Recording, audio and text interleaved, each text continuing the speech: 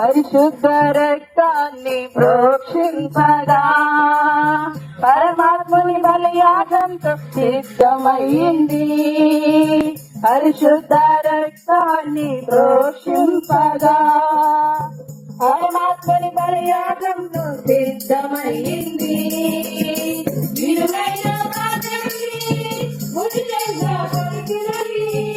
విలువైన భాగ్యమది ఉచితంగా దొరికినది.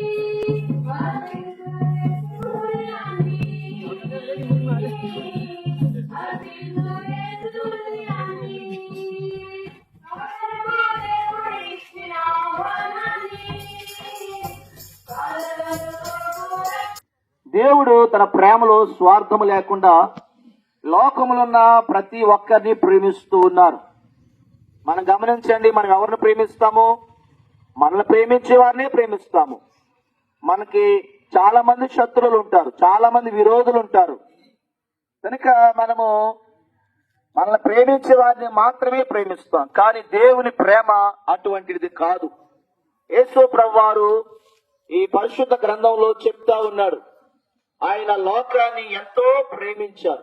ఎంత ప్రేమించారంటే బైబిల్ గ్రంథంలో ఇలా చెప్తున్నాడు, ఆయన తన అద్వితీయ కుమారునిగా పుట్టిన యేసు క్రీస్తునందు విశ్వాసముంచు ప్రతివాడును నశింపక నిత్య జీవము పొందినట్లు ఆయన అనుగ్రహించబడ్డారు. అవును ప్రియులరా, దేవుడు లోకాన్ని ప్రేమించి, లోకమున్న మానవాళిని ప్రేమించి ఆయన తన అద్వితీయ కుమారుడు ప్రభు అయిన యేసు క్రీస్తుని ఈ లోకానికి పంపించారు. ఆయన ఈ లోకంలో మానవుల కొరకు ప్రాణం పెట్టి చనిపోయి సమాధి చేయబడి 3వ దినాన సమాధిని గెలిచి తిరిగి లేచారు. అలాగా చనిపోయి తిరిగి లేచిన యేసు ప్రభునందు విశ్వాసముంచు ప్రతివాడు నిత్య జీవం పొందుకుంటారని బైబిల్ గ్రంథం చెప్తుంది. నమ్మండి, యేసుక్రీస్తును నమ్మండి, మీ పాపం పోవాలంటే యేసును నమ్మండి, మీ మనసుకు శాంతి కావాలంటే యేసును నమ్మండి, మీ పాపం పోవాలంటే యేసును నమ్మండి, మీ మనసుకు శాంతి కావాలంటే యేసును నమ్మండి.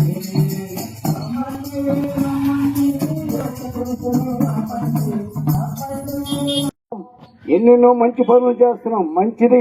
మీరు ఎన్ని చేసినా మన గ్రామంలో మంచి కుటుంబాలు అంటారు, కానీ పాపం మాత్రం పోదు. ఆ పాపమే మనలందరినీ మనశ్శాంతి లేకుండా చేస్తుంది. ఆ పాపమే మరణానికి తీసుకుపోతుంది. ఆ పాపమే నరకానికి తీసుకుపోతుంది. నరకం తప్పాలంటే యేసు ప్రభుని నమ్ముకోవాలండి. పాపము పోవాలంటే యేసు ప్రభుని నమ్ముకోవాలండి. మీకు సమాధానము కలిగి ఉండాలంటే యేసు ప్రభుని నమ్ముకోవాలండి. అందుకే ప్రభు అయిన యేసు క్రీస్తు పరలోకము నుండి భూమి మీదకి మనిషి కుమారుడిగా వచ్చి నిన్ను నన్ను సమస్తం అందరినీ రక్షించడానికి వచ్చున్నాడు ప్రభు. ఎందుకు అనగా మనలో ఆత్మ ప్రాణం ఎక్కడి నుంచి వచ్చిందో తెలుసా ప్రియులారా? దేవుని దగ్గర నుంచి వచ్చి ఉన్నది. మళ్ళీ ఆత్మ దేవుని దగ్గరికి వెళ్ళాలంటే నువ్వు భూమి మీద ఉండగానే ప్రభు అయిన యేసు క్రీస్తుని అంగీకరించాలండి. యేసు ప్రభుని ఎవరు అంగీకరిస్తారో వాళ్ళ ఆత్మ, వాళ్ళ ప్రాణం దేవుని దగ్గరికి వెళ్తుంది. మనం అందరం కూడా భూమి మీద క్షేమం కలిగి ఉంటాం.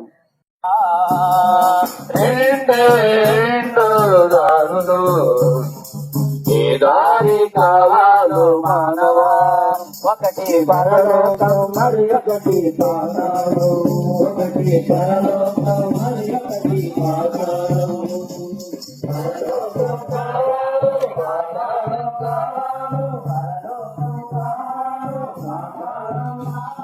అంటే మనందరికి బాగా తెలిసిన మాటే, మరి డాక్టర్ గారితో ఎవరికి అవసరం ఉంటుందండి? రోగం గలవానికి అవసరం ఉంటుంది. ఆరోగ్యం గలవానికి డాక్టర్తో పని లేదు కదండి. అట్లాగే పాపుల్ని దేవుడు పిలవచ్చు, నీతిమంతులు పిలవడానికి ఆయన రాలేదండి. ఈ రోజున ఎవరైతే అనేక రకాల పాపల చేత బంధించబడి నలిగిపోతున్నారో అట్లాంటి వారిని పిలుస్తున్నాడు ప్రభు. ప్రయాసపడి పాపభారణ మోస్తున్న ప్రజలారా నా యొద్దకు రండి, విశ్రాంతిని ఇస్తానని చెప్తున్నాడు. చూడండి, ఎవరికైనా ఒంట్లో బాగాలేదనుకోండి, డాక్టర్ గారు వెళ్తే డాక్టర్ గారు ఏమంటారు? అమ్మ రెస్ట్ తీసుకుంటారు, విశ్రాంతి తీసుకుంటారు. కానీ ప్రభు చెప్పి నేనే విశ్రాంతి ఇస్తాను రాన దగ్గరికి అంటాడు. అంటే ఈ లోకంలో డాక్టర్లకి దేవుడికి ఎంత తేడా చూసారండి. ఈ రోజున ప్రభు అదే చెప్తున్నాడు. ఇక్కడ పాపంలో పడిపోతున్నారు ప్రజలు, పాపంలో జీవిస్తున్నారు మనుషులు. కానీ అది పాపం వాళ్ళు గ్రహించలేకపోతున్నారు. పాపమే బాగుందనుకుంటారు. ఒక ఆయన భయంకరంగా త్రాగుడే బాగుందనుకుంటాడు, కానీ దాని నుంచి విడుదల పొంది ప్రభుత్వ రక్షణ పొందితే ఇంకా మంచిగా ఆశీర్వాదకరంగా ఉంటది. కానీ ఈ రోజున ఆ పాపముని బంధకాల నుంచి విడిపించబడి దేవుడిచ్చే నిత్యరాజ్యానికి మీరు వెళ్ళాలంటే యేసుక్రీస్తు ప్రభు మనకి శరణ్యం అండి. ఆయనే మార్గం అండి, ఆయనే సత్యం, ఆయనే జీవం అండి. యేసు ప్రభు తప్ప వేరొక మార్గం లేదు. మనం స్వర్గం వెళ్ళాలి, నేను చనిపోయి స్వర్గానికి వెళ్ళిపోవాలి, దేవుడి దగ్గరికి వెళ్ళిపోవాలనుకుంటారు. ఎవరు వెళ్తారండి స్వర్గానికి? పాపం లేని వాళ్ళు వెళ్తారు. పాపంలో పడి చనిపోయినటువంటి వారు దేవుడి దగ్గరికి వెళ్ళలేరండి. ఈ రోజున ఎవరైతే మాట్లాడుతున్నారో, ఇంకా ఏ పాపంలో అయితే బంధించబడ్డారో, ఏ పాపంలో నలిగిపోతున్నారో వారందరికీ మంచి శుభార్తలు తెలుసండి. మిమ్మల్ని రక్షించడానికి యేసుప్రభు లోకానికి వచ్చారు, మీ కొరకు యేసుప్రభు లోకానికి వచ్చారు. ఈ రోజు ఈ మాటను మీరు అర్థం చేసుకోవాలని ప్రేమతో మనం చేస్తున్నాం.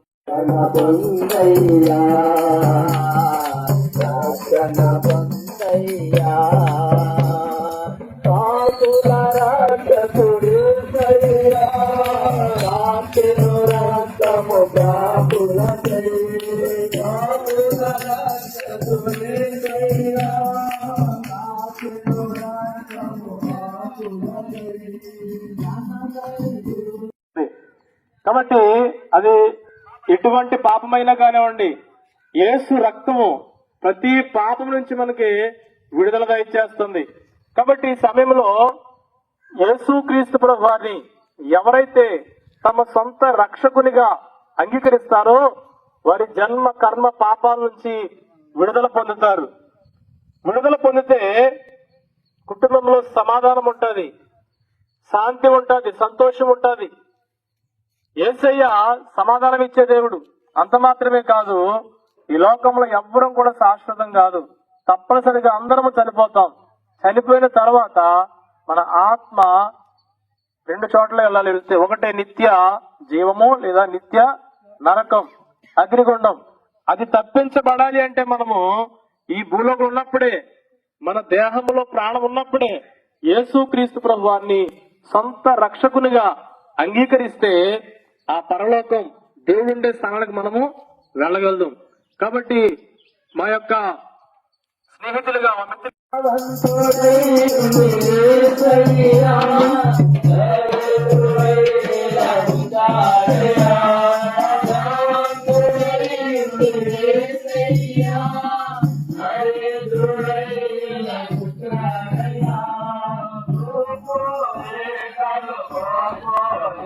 మనిషికి బైబిల్ చెప్తా ఉంది, మనిషికి భూమి మీద జీవించే ఆయుష్కాలము 70 సంవత్సరాలు 80 సంవత్సరాలు.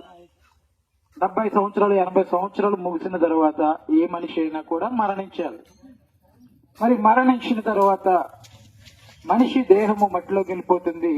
మరి ఆత్మ దేవుని దగ్గర నుండి వచ్చింది కనుక దేవుని దగ్గరికి వెళ్ళాలి.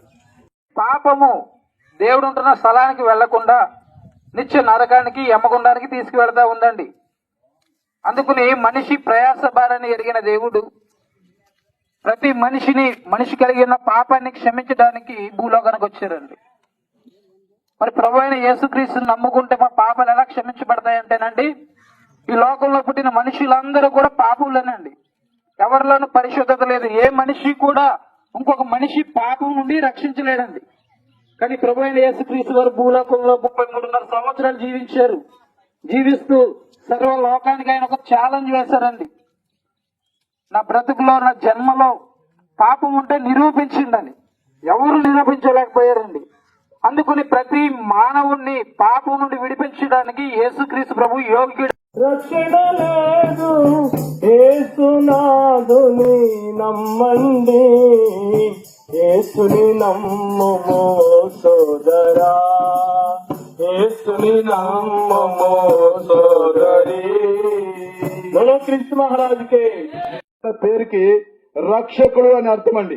రక్షకుడుగా పుట్టి ఆయన రక్షకుడుగా జీవించి తన ప్రాణాన్ని అర్పించి ప్రజలందరినీ రక్షించాడు.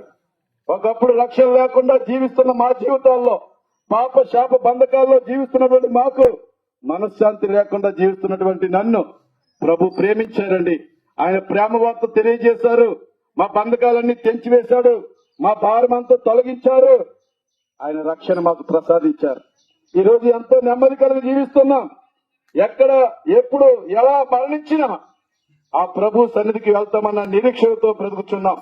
పిల్లరా, మా ప్రాంత వాసులుగా మీకు, భాష తెలిసిన వ్యక్తులుగా మీకు ఈ మాటలు తెలియజేస్తూ ఉన్నాం. మీరు కూడా ఆ ప్రభునందు విశ్వాసం ఉంచండి.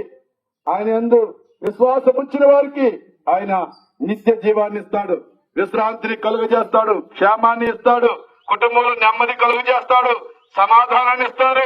ఈ తరుణం నీకొస్తుందో రాదో, అర్పించు యేసుకు హృదయాన్ని, అర్పించు యేసుకు హృదయాన్ని, సాధనకు దేవుడు ఇచ్చిన ఆహ్వానాన్ని, కాలదనుకోకు రక్షణ భాగ్యాన్ని. యేసు క్రీస్తు ప్రభుని నమ్ముకుంటే మన పాపాలు క్షమించబడతాయి. యేసు క్రీస్తు ప్రభుని గనక మనం మన హృదయంలో మరి నాయన మనం ఆ నమ్మి హృదయంలో నమ్మి మరి రక్షణ పొందితే పరలోక రాజ్యానికి వారసులు అవుతామని లేఖనాల్లో రాయబడింది. తిన్నారా?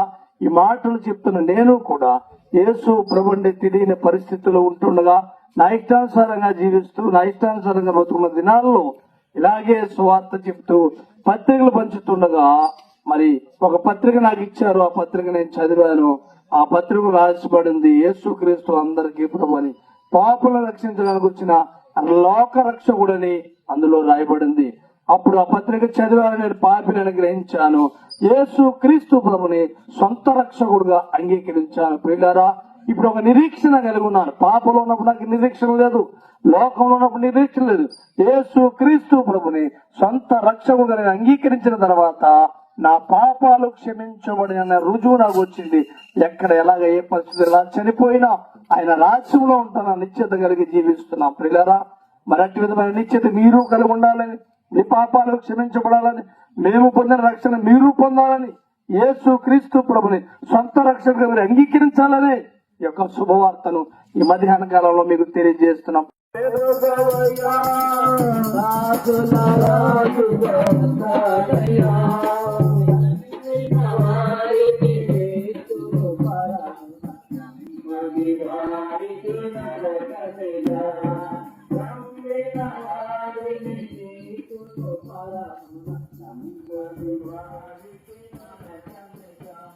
కాలం పట్టుకుంటుందని బైబిల్ సెలవిస్తా ఉంది.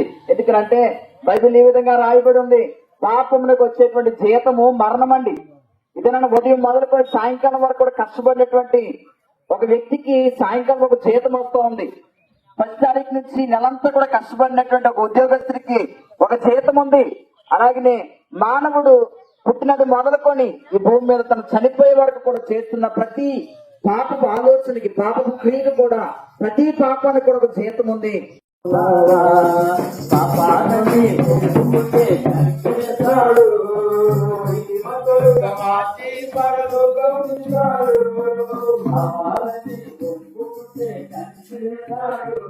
జీతం ఉంది. ఆ మరణానికి తప్పించబడాలని ఈ సమయాన్ని మాటలు తెలియజేస్తూ ఉన్నాం. ఆ మరణం నుంచి తప్పించబడాలంటే యేసుక్రీస్తు ప్రభు ఒక్కరే మార్గం అండి. ఆ మార్గంలోనికి వస్తేనే పరలోక రాజ్యం అనే నిత్య జీవంలోనికి మనం వెళ్తాం. ఆ నిత్య జీవంలోనికి వెళ్ళాలని ఈ మాటలు వినిన మీ అందరినీ ప్రేమతో ఈ మాటలు వినమని ప్రేమతో ప్రార్థించుకోవాలని మేము కోరుకుంటూ వచ్చిన మేము కూడా ప్రార్థించే వారిగా ఉన్నాం. చింతిపోకుండా రక్షణ కలిగజేస్తాడు. ప్రభువైన యేసుక్రీస్తు మాత్రమే ఆయన వాక్యం సెలవుస్తుంది, నేనే మార్గమును జీవమును సత్యమునైనా అన్నాడు. ఈ లోకంలో ఆయన లాంటి సత్యవంతుడు ఎవరు లేరు, ఆయన లాంటి నిజాధిపరుడు ఎవరు లేరు. ఆయన పాపములెట్టివాడు, ఆయన నిష్కలంకుడు. యేసుక్రీస్తుని మనం నమ్ముకుంటే గనక ఆయన మార్గము గనుక మనం నిత్య జీవానికి పొందుతాం. చాలా మంది క్రైస్తవ మతం అంటారు, అంటే మతము కాదండి, ఇది ఒక మార్గము, జీవమును చూపించే మార్గం. ఆయనను నమ్ముకోండి, ప్రభువును ప్రియమైన చూడండి. మేమందరం అనేకమైన పనులు భారము కలిగి ఉన్నాం. అయినప్పటికీ సువార్త భారం మేము ఎక్కువ కలిగి ఉండి మీ యొక్క గ్రామానికి వచ్చి మేమందరం సువార్త ప్రకటిస్తున్నాం. దేవుని నమ్ముకోండి. మనకి జీవమే ఈ లోకంలో ఏది సంపాదించినప్పటికీ కూడా మనకు శాశ్వతము కాదు, మనకు పరలోకమే ఒకటే శాశ్వతము. చూడండి, మన చిన్నప్పటి నుంచి చూస్తున్నాం, ఎవరు ఈ లోకంలో నిత్యముగా ఉన్నారు? 70-80 సంవత్సరాలు తప్ప ఎవరు కూడా జీవించలేరు. అందరూ కూడా మరణించబోతున్నాం. అది యేసుక్రీస్తుని నమ్ముకుంటే మన పరలోక రాజ్యానికి చేరుతాడు దేవుడు. ఆయన బోధించాడు, అనేకులకి ఆయన సత్య సువార్తను ప్రకటించి, రాజ్య సువార్తను ప్రకటించి లోకాన్ని ఆయన విడిచిపెట్టి మరలా ఆయన తిరిగి వస్తానని చెప్పిన దేవుడు, ఆ వస్తానని చెప్పిన దేవుడి గురించి ఇవాళ మీ గ్రామంలోకి వచ్చి, మీ ఇళ్ళ దగ్గరకు వచ్చి, వీధిలోకి వచ్చి ఈ శుభవార్తను ప్రకటిస్తున్నాం. ప్రియా దేవుని బిడ్డలారా, నీవు అంగీకరిస్తే గనక నువ్వు ఉన్న స్థలంలో ఎక్కడున్నా సరే, ప్రభువా నేను పాపిని, నేను ఇంతవరకు కూడా తెలిసి తెలియక ఎన్నో నేను పాపాలు చేశానేమో, నాకు పరలోక రాజ్యం అంటే ఒకటి కావాలి, ఇప్పటి వరకు నేను తెలియకుండా ఎన్నో దారులతో ఉన్నానేమో, ఒకవేళ నా హృదయం అనేక రీతిలుగా సంచాలం అయిపోయిందేమో అని ఒకవేళ నువ్వు అనుకుంటే గనక ఈ మధ్యాహ్న సమయంలో శుభవార్త వింటున్న నీవు ఏ స్థలంలో ఉన్నా గానీ, ప్రభు నేను పాపినని నువ్వు ఒప్పుకుంటే గనక, నీ నోటితో ఒప్పుకుంటే గనక ఈ మధ్యాహ్న సమయంలో నేను క్షమిస్తాడు, నీ హృదయంలోకి వస్తాడు, ఆయన రాజ్యంలోకి చేర్చుకుంటాడు. ఆయన నిత్యరాజ్యంలోకి చేర్చుకోవడానికి చిందించబడితే పాప క్షమాపణ. ఆ రక్తం ఎవరిది అంటే పరిశుద్ధమైన రక్తం ద్వారా పాప విమోచన కలుగుతుందని మన వేద గ్రంథాలైన పరిశుద్ధ గ్రంథము మనకు చెప్తుంది. కాబట్టి ఈ పరిశుద్ధమైన రక్తం ఎవరిది కాలుతుంది అయితే లోకం అందరూ కూడా మరి పరిశుద్ధ అందరూ పాపము, ఆధ్యాత్మిక క్రమమే పాపము, పాపం వల్ల జీతం మరణం. కాబట్టి ఈ యొక్క పాపలో పుట్టిన మానవుడు ఇంకొక వ్యక్తిని మరణం పరిశుద్ధతలోనికి నడిపించాడు. చూడండి, ఒక గుడ్డివాడు మరి మార్గానికి చూపించాడు. కాబట్టి అలాగే ఒక పాపి ఇంకొక పాపిని పరలోకానికి తీసుకుని వెళ్ళాడు. కాబట్టి పరిశుద్ధమైన మానవుడు రావాలంటే అదే మరి యేసుక్రీస్తు ప్రభుల వారు ఆయన జన్మలో పాపము లేదు, ఆయన కన్యక గర్భం మందు పుట్టి పరిశుద్ధంగా ఈ భూలోకానికి వచ్చాడు. వచ్చి ఆయన సమస్త మానవుల పాప విమోచన కొరకు, అందరి కొరకు ఒక్కసారి ఆ యొక్క కలవరి రక్త ఆ శిలువలపై వేలాడుతూ నీ పాపము నా పాపములు సమస్త మానవాళి పాపములన్నీ కూడా తనపై వేసుకుని నీ కొరకు నా కొరకు శిలువలో మరణించాడు. స్వతంత్రించుకునేటువంటి గొప్ప భాగ్యాన్ని దేవుడు మీకు ఇవ్వాలని ఆయన సంకల్పించుకున్నాడు. కనుక నా ప్రియ దేవుని పిల్లరా, ఇదిగో దేవుని యొక్క సేవకులుగా మరి మేమందరము ఈ ప్రాంతంలోకి వచ్చి మరి ఈ ప్రాంతంలో దేవుని యొక్క వాక్యాన్ని చెబుతూ ఆయన రాజ్య సువార్తను ప్రకటిస్తూ మరి మీ కుటుంబాల కొరకు మీ ప్రాంతాల కొరకు ప్రార్థిస్తున్నాం. కారణం ఏంటంటే దేవుడిచ్చినటువంటి భారం అండి, దేవుడు అప్పగించినటువంటి పనిని మేము కొనసాగించడానికి దేవుడు మా పట్ల ఇచ్చినటువంటి ఈ భాగ్యాన్ని మీరు కూడా పొందాలని, మా దేశ మిత్రులుగా మా ప్రాంతీయ ప్రజలుగా మీరు కూడా రక్షించబడి యథార్థమైనదండి. యేసుక్రీస్తులో పాపము లేదండి, యేసుక్రీస్తులో అన్యాయము లేదండి. ఒకవేళ నువ్వు నమ్మగలిగితే, ఆయన దగ్గరికి రాగలిగితే ఆయన ప్రపంచంలో ఎవరు నెమ్మదిస్తాడండి.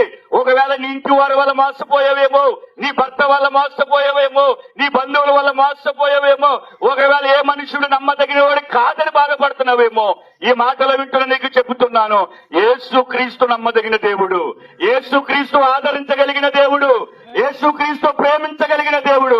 ఒక్కసారి కనుక ఆయన దగ్గరికి నువ్వు వస్తే, ఒక్కసారి కనుక ఆయన నువ్వు అప్పగించుకుంటే కనుక ఇప్పటి వరకు నీకున్న బాధ కానీ, నీకున్న దుఃఖము కానీ, నీకున్న వేదన కానీ వాటన్నిటిలో నుంచి ప్రభువు యేసుక్రీస్తు వారు మాత్రమే విడుదల కల్పిస్తారు. కాబట్టి నిత్య జీవం చెప్పేసి బైబిల్ సెలవిస్తుంది.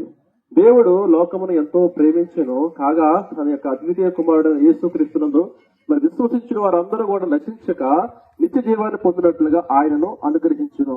ఏమండి, మరి ఈ యొక్క భూమి ఆకాశాలు చేసిన దేవుడు, సృష్టికర్తన దేవుడు అండి.